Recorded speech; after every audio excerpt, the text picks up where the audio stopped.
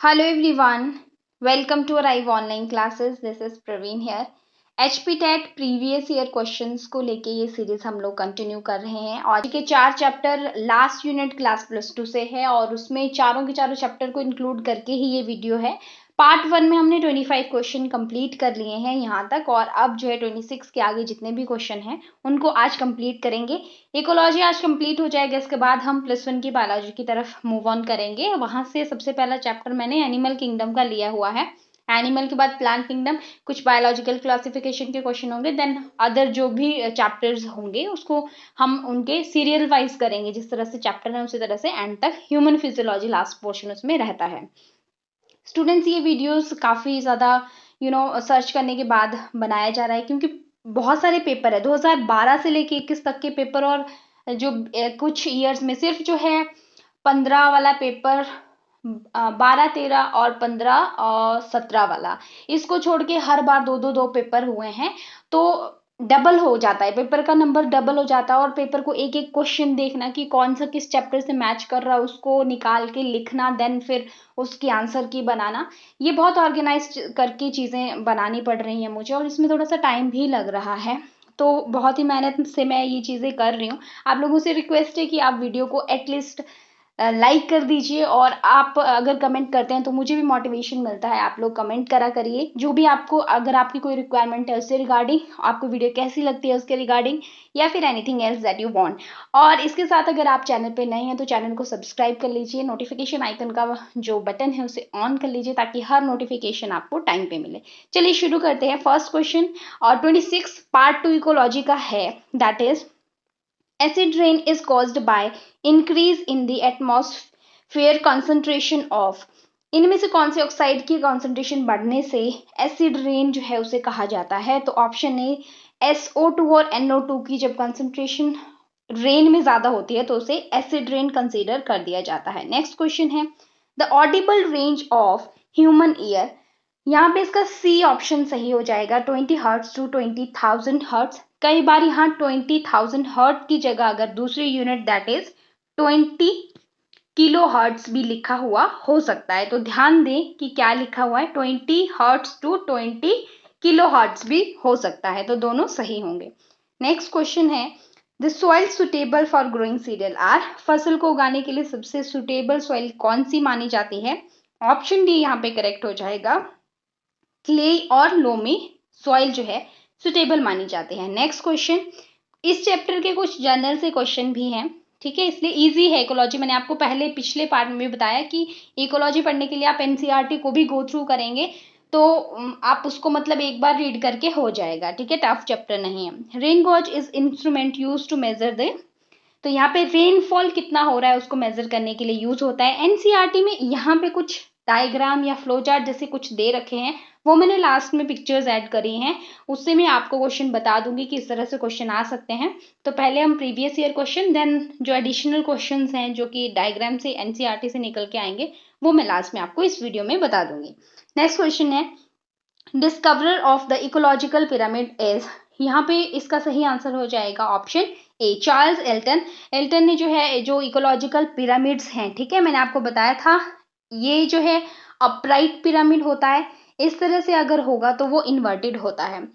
Most question की ये 3 type के होते हैं इकोलॉजिकल पिरामिड्स। कितनी तरह के होते हैं स्टूडेंट? 3 मेन, और इसमें से जो अपराइट होता है ऑलवेज ऑलवेज ऊपर की तरफ होगा, अपराइट होगा, तो वो होता है पिरामिड ऑफ एनर्जी, ठीक है।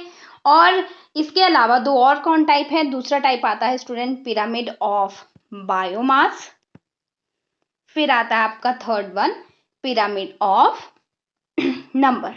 अब ये पिरामिड ऑफ नंबर बायोमास कैसे डिपेंड करता है, यहाँ पे आपको देखना है। अगर आपसे पूछा जाए बायोमास के बारे में, ठीक है, तो आपको बोल दिया, आपको कोई एक इकोसिस्टम बोल देंगे और बोलेंगे कि इसमें बताओ इसका जो पिरामिड ऑफ बायोमास होगा वो कैसा होगा। जैसे आपको बोल दिया ट्री, एक ट्री भी अपने आप में इकोसिस्टम होता है, तो एक ट्री में बोल दिया आपको कि पिरामिड ऑफ बायोमास बताइए, तो सबसे पहले ट्री पे खाना कौन बना रहा है?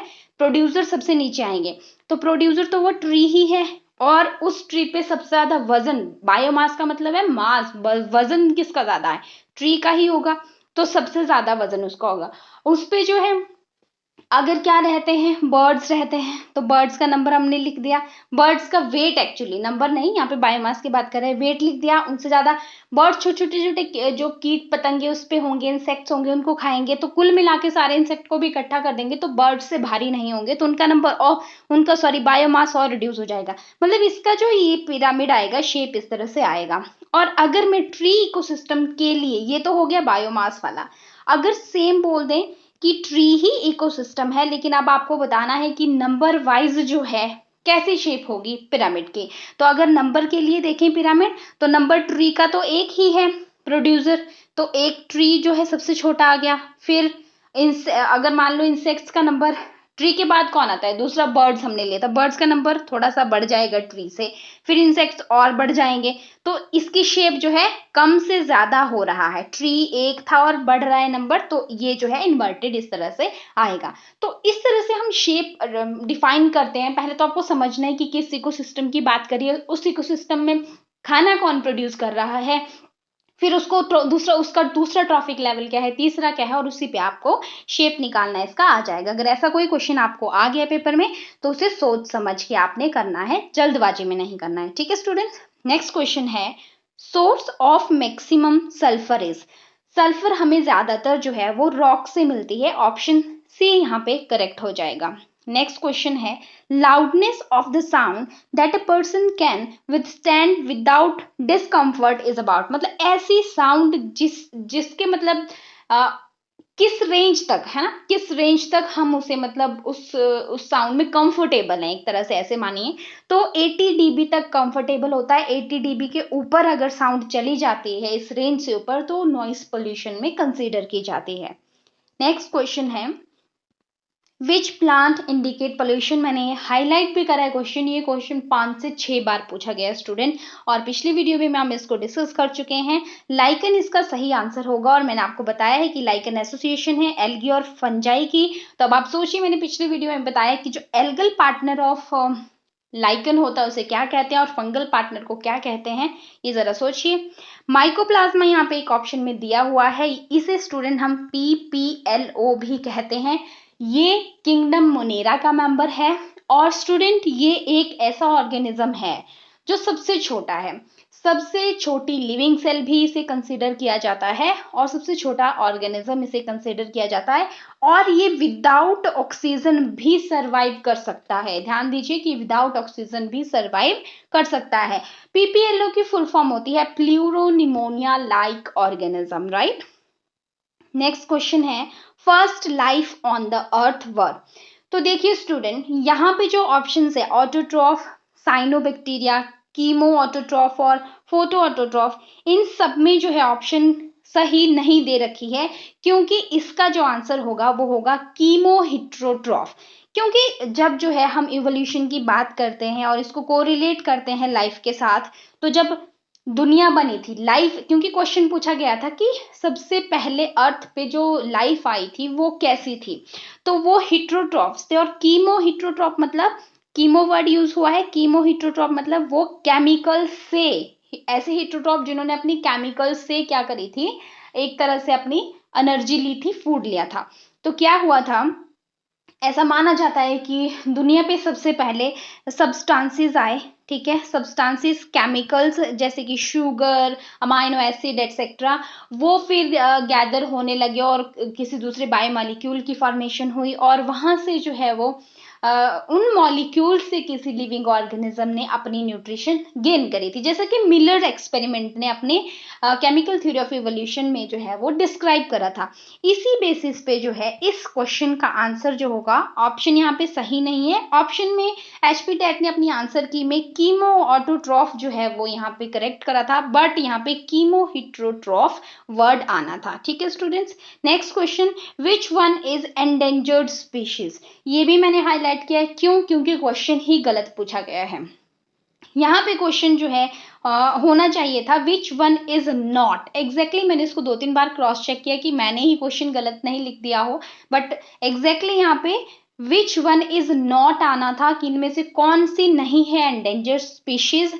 यहाँ पे स्टूडेंट, तो ये जितनी भी ऑप्शंस हैं इनमें से जो ऑप्शन ए है वाइल्ड बफलो, ये जो है वो एंडेंजर्ड स्पीशीज नहीं है, गोल्ड डेंगूर है, स्नो लॉरिस है, इंडियन डेजर्ट कैट है, ये सभी जो हैं वो एंडेंजर्ड स्पीशीज हैं। इसलिए यहाँ पे राइट क्वेश्चन ऐसे होना था which one is not, option A जो है वो यहाँ पे नॉट लगा लीजिए तो करेक्ट हो जाना था। अक्सर ये देखा गया है कि कोई ना कोई क्वेश्चन पूरे टैट में, चाहे वो केमिस्ट्री सेक्शन हो या दूसरा जीके हो या बायो में, एक आधा क्वेश्चन हमेशा गड़बड़ करके ये रखते हैं।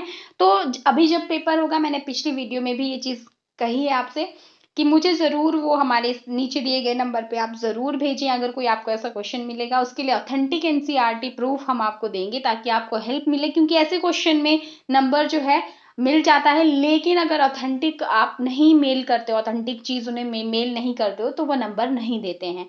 ठीक है जी।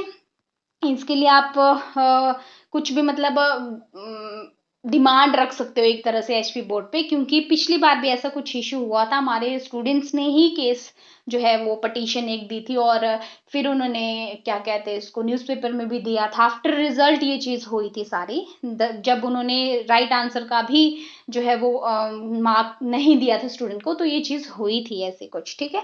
नेक्स्ट क्वेश्चन है, international day of biological diversity is celebrated on. यहाँ पे इसका सही आंसर हो जाएगा ऑप्शन बी, 22 इसका राइट आंसर हो जाएगा। नेक्स्ट क्वेश्चन है, the damaged ozone layer is situated in. यहाँ पे स्ट्रेटोस्फेयर में, क्योंकि ओजोन होती है तो डैमेज लेयर भी वहीं होगी, ऑप्शन सी करेक्ट हो जाएगा। The term ecosystem was introduced by, ये क्वेश्चन भी 2 से 3 बार रिपीट हुआ है। यहाँ पे इसका सही आंसर ऑप्शन बी हो जाएगा, A G Tansley. Next question, plant grow in low light intensity are called. जहां पे लाइट कम है, शेड लविंग या इन्हें कहते हैं इन प्लांट्स को, तो यहाँ पे ऑप्शन सी करेक्ट हो जाएगा। एक और टर्म है दैट इज सियोफाइट्स। सियोफाइट्स भी इन्हीं प्लांट के लिए टर्म यूज होती है। इससे अपोजिट टर्म है हेलियोफाइट्स, ये जो है वो हाई लाइट इंटेंसिटी में रहते हैं, हाई लाइट इंटेंसिटी। इन प्लांट्स को सन प्लांट्स भी कहा जाता है। Next question, which of the following are largest decomposer of the forest. Forest में सबसे ज्यादा डिकम्पोजर जो एक्ट करते हैं वो यहाँ पे मोल्ड एंड मशरूम हो जाएगा। और यहाँ पे स्टूडेंट जो मैंने कहा आपको डिकम्पोजर्स होते हैं, डिकम्पोजर्स के लिए अदर नेम यूज किया जाता है सेप्रोब्स एंड सेप्रोफाइट्स। दोनों टर्म्स नोट कर लीजिए बिकॉज ये दोनों भी आपसे पूछी जा सकती है। Next question, the line which lies between 50 degree to 60 degree latitude can not grow tree beyond it is. तो यहाँ पे थोड़ा सा ये ज्योग्राफी से रिलेटेड क्वेश्चन है। तो इसमें क्या होता है, लैटिट्यूड लाइंस की बात की गई है, डिग्रीज 50 टू 60 डिग्री में जो लाइंस लाई करती हैं उसके ऊपर जो है जो प्लांट की ग्रोथ है रिड्यूस हो जाती है एक तरह से। तो यहाँ पे क्या आ जाएगा, ऑप्शन जो है यहाँ पे सी करेक्ट हो जाएगा, टिम्बर लाइन। ठीक है, timber line is a correct answer. Terai जो क्या होता है, कैसा एरिया होता है, मार्शी एरिया होता है और स्लजरी या मार्शी एरिया आप उसको कह सकते हो। ठीक है। नेक्स्ट क्वेश्चन है, 10% energy law is related to. ये क्वेश्चन भी काफी बार रिपीट हुआ है। तो ये जो है कोरिलेट करता है energy transfer from lower to higher trophic level. ठीक है, प्रोड्यूसर से आगे कंज्यूमर की तरफ को एनर्जी ट्रांसफर होती है, जिसमें कि 10% एनर्जी ही ट्रांसफर होती है, 90% लॉस्ट हो जाती है। Which of the following country has highest biodiversity. तो जब लंग्स ऑफ अर्थ का क्वेश्चन आया था तो मैंने बताया था कि जो अमेजोन रेन फॉरेस्ट है वहां पे सबसे ज्यादा बायोडाइवर्सिटी वर्ल्ड की होती है और उसमें सबसे ज्यादा एरिया जो है ब्राजील का आता है। तो यहाँ पे ऑप्शन ए करेक्ट हो जाएगा, ब्राजील। और नेक्स्ट क्वेश्चन है, energy transfer from one trophic level to other. तो 10% एनर्जी सिर्फ जो है वो ट्रांसफर होती है। Which of the following is not fundamental unit of. Not पूछा गया है, फंडामेंटल यूनिट नहीं है। तो यहाँ पे energy flow, stratification, productivity, decomposition. तो देखिए इकोसिस्टम में एनर्जी फ्लो होता है, प्रोडक्टिविटी यस होती है, कितना बायोमास प्रोड्यूस हो रहा है, डिकम्पोजिशन भी होती है क्योंकि लास्ट में डिकम्पोज कर रहा है, लिविंग ऑर्गेनिज्म ही डिकम्पोज करता है, इसलिए वो भी फूड चेन का हिस्सा माना जाता है।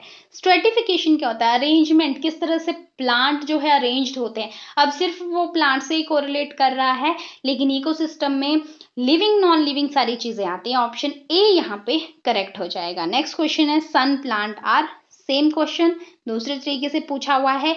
हेलियोफाइट्स इसका सही आंसर हो जाएगा। हेलोफाइट क्या होता है? ऐसे प्लांट्स जो सॉल्टी एरिया में ग्रो करते हैं। जीरोफाइट ऐसे प्लांट होते हैं जो जीरिक कंडीशन, जहाँ पे पानी की कमी होती है, ऐसी कंडीशन में ग्रो करते हैं। और हेलोफाइट के बिल्कुल अपोजिट होता है आपका, सॉरी, हेलियोफाइट के अपोजिट होता है सियोफाइट। ठीक है, ये इनको लो लाइट डेंसिटी चाहिए होती है और इनको हाई। नेक्स्ट क्वेश्चन है which of the following is an abiotic component of ecosystem. ये बहुत ही जनरल सा क्वेश्चन पूछ लिया है। बैक्टीरिया, देखो एबायोटिक का मतलब होता है नॉन लिविंग, नॉन लिविंग चीजें। तो इसमें से हमें देखना है bacteria living, plant living, humus, humus जो है नॉन लिविंग है, तो ऑप्शन सी यहाँ पे इस क्वेश्चन का सही आंसर हो जाएगा। फंजाई भी लिविंग होते हैं। ह्यूमस जो है, कोई भी जब डिकम्पोजिशन होता है प्लांट पार्ट से, जैसे लीफ अगर नीचे गिर जाती है तो गल सड़ के क्या बनाती है? ह्यूमस बनाती है। हाईली न्यूट्रिशियस होती है और बहुत जरूरी है सॉइल की फर्टिलिटी को बढ़ाने के लिए। Next question, the idea of survival of fittest was first represented या प्रेजेंटेड बाय, तो जब जो है डार्विन की थ्योरी आई थी, तो जब उन्होंने काम करा था, उसी के साथ साथ ये काम जो है वो दूसरे साइंटिस्ट ने सर्वाइवल ऑफ फिटेस्ट का सबसे पहले कंसेप्ट दिया था। यहाँ पे इसका सही आंसर हो जाएगा हर्बर्ट जो स्पेंसर थे, उन्होंने ये दिया था। ऑप्शन ए करेक्ट हो जाएगा। Next question, which of the following does not cause pollution. इनमें से पोल्यूशन कॉज कौन नहीं करता? Burning of petrol, burning of rubber, use of solar energy, none of this. तो जाहिर सी बात है यूज ऑफ सोलर एनर्जी, पूरी दुनिया सोलर एनर्जी का यूज करती है और उससे कोई किसी तरह का पोल्यूशन नहीं होता है। स्टूडेंट, जो सन होता है it is only natural source of energy on earth, जो हमें बिना किसी एफर्ट्स के हमें एनर्जी देता है। सन को स्टूडेंट जो है सेलेस्टियल सोर्स ऑफ एनर्जी भी कहा जाता है। नेक्स्ट क्वेश्चन है which of the following weed has been found useful to check water pollution caused by industry effluents. तो यहाँ पे बात की गई है वीड, ठीक है। तो यहाँ पे स्टूडेंट जो पार्थिनियम भी वैसे वीड है और एलियन स्पीशीज है, बाहर से आई गई है। वैसे ही वाटर हाइसिंथ भी बाहर से आई है। यहाँ पे इस क्वेश्चन का सही आंसर वाटर हाइसिंथ हो जाएगा स्टूडेंट। और ये जो वाटर हाइसिंथ है, ये एक तरह का मेटल पॉल्यूटेंट के लिए इंडिकेटर सबसे ज्यादा होता है। हैवी मेटल जो होती है उनके पॉल्यूशन को इंडिकेट करने में बहुत ज्यादा इसका यूज किया जाता है। नेक्स्ट क्वेश्चन है in tropical countries deciduous tree shade there leaves in summer. क्यों जो है वो अपनी लीव्स शेड कर देते हैं? हिंदी मीडियम में जिसने 10th तक पढ़ा है एसएसटी, तो उष्णकटिबंधीय जो फॉरेस्ट है उन्हें कहा जाता है। यहाँ पे इसका सही आंसर हो जाएगा ऑप्शन है ए, ताकि ट्रांसपिरेशन, जब जो है प्लांट मैक्सिमम ट्रांसपिरेशन होता है लीव से, तो वाटर लॉस को, समर की बात करी गई है, तो वाटर लॉस को रोकने के लिए ये लीफ को ही गिरा देते हैं ताकि कोई ट्रांसपिरेशन ना हो और उस ट्रांसपिरेशन ना होने की वजह से वाटर कंजर्व हो जाए और अपना प्रोसेस वो जो है वो अच्छे से कर पाए। ठीक है, इसके बाद कुछ पिक्चर्स ऐड करी है मैंने। तो यहाँ पे ये पिक्चर देखिए आप स्टूडेंट, यहाँ पे बताया गया है इमिग्रेशन क्या होता है जब पॉपुलेशन में बाहर से कोई आ जाता है। ठीक है, तो इमिग्रेशन से, यहाँ पे प्लस लिखा हुआ है, तो इमिग्रेशन से पॉपुलेशन डेंसिटी इंक्रीज करती है। ई माइग्रेशन से मतलब वहां से कोई चला गया तो माइनस हो जाती है, पॉपुलेशन डेंसिटी वहां की कम हो जाएगी। नेटिलिटी का मतलब होता है बर्थ रेट, बर्थ रेट बढ़ेगा तो पॉपुलेशन डेंसिटी भी इंक्रीज करेगी। और अगर यहाँ पे मॉर्टेलिटी रेट का मतलब होता है डेथ होना, डेथ रेट, तो डेथ रेट अगर बढ़ेगा तो पॉपुलेशन क्या हो जाएगी? कम हो जाएगी। तो इससे ये इंडिकेशन होता है। नेक्स्ट जो है यहाँ पे वही चीज दे रखी है कि नेटिलिटी क्या होता है। Natality refers to the number of birth during a given period in the population that are added to the initial density. ठीक है, जो पहले से पॉपुलेशन की डेंसिटी थी उसमें कितने नंबर ऐड हुआ उसे हम नेटिलिटी कहते हैं। मॉर्टेलिटी होता है डेथ रेट की कितने मर रहे हैं, पॉपुलेशन से कितने घट रहे हैं। इमिग्रेशन मैंने बताया जब कोई इंडिविजुअल जो है of the same species, of the same species word is important, ठीक है, that have come into the habitat from elsewhere, कहीं और से आके वहां पे रहने लगता है और उसकी वजह से क्या हो जाता है, पॉपुलेशन इंक्रीज हो जाती है। Emigration, number of individual of a population who left the habitat and gone elsewhere during the time period under the consideration, ठीक है, वहां से चला जाता है और क्या हो जाता है, पॉपुलेशन कम हो जाती है।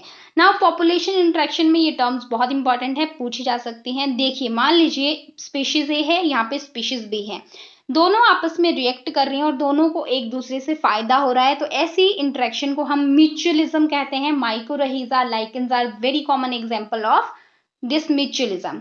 अब क्या होता है कि दो स्पीशीज आपस में इंटरेक्ट कर रही हैं, दोनों को ही नुकसान हो रहा है एक दूसरे से, तो कंपटीशन उसे हम कहते हैं, ठीक है। नेक्स्ट है प्रिडेशन, इसमें जो है एक जो है दूसरे को खाता है, ठीक है, एक क्या करता है, दूसरे को खाता है, इसलिए एक को तो फायदा हो रहा है, प्लस लिखा हो, एक को नुकसान होता है। पैरासिटिज्म में भी पैरासाइट होस्ट को नुकसान करता है तो उसे तो नुकसान होता है, लेकिन पैरासाइट को तो फूड मिलता है तो उसे फायदा होता है। कमेंसलिज्म में ऐसी जो रिलेशन है जिसमें एक स्पीशीज को फायदा होता है लेकिन दूसरे को ना फायदा होता है ना कोई नुकसान होता है, ठीक है। एमेंसिलिज्म इसके उल्टा हो जाता है कि एक स्पीशीज को नुकसान होता है और दूसरी को कोई फर्क नहीं पड़ता है। तो यहाँ पे याद रखें कि किस स्पीशीज में क्या चीज हो रही है, राइट। नेक्स्ट है आपका, ये जो मैंने आपको ट्रॉफिक लेवल बताए थे वो है कि देखिए सबसे पहले प्लांट्स आते हैं। फर्स्ट ट्रॉफिक लेवल हमेशा ही कौन बनाते हैं, प्लांट्स, यानी प्रोड्यूसर्स भी इन्हें हम कहते हैं। ये लिखा हुआ यहाँ पे प्राइमरी प्रोड्यूसर्स होते हैं। प्राइमरी कंज्यूमर जो सबसे पहले इसको खाएंगे, फिर उसके बाद सेकेंडरी कंज्यूमर आ जाते हैं। ये जो है सेकेंड ट्रॉफिक लेवल हमेशा ही हर्बीवोर्स का होगा, ठीक है, हमेशा ही। और थर्ड जो है कार्निवोर है ना, फिर जो है टॉप कंज्यूमर आ जाते हैं। इस तरह से एग्जाम्पल भी कुछ यहाँ पे देके रखे हुए हैं, आप इनको देख सकते हैं। और एक ये जो है पाई चार्ट यहाँ पे बना हुआ है, इसमें क्या चीज है कि कौन से देखिए यहाँ पे लिखा भी है, relative contribution of various green house gases to the total global warming. कौन सी ग्रीन हाउस गैस सबसे ज्यादा ग्लोबल वार्मिंग में रिस्पॉन्सिबल होती है, क्वेश्चन भी आया था।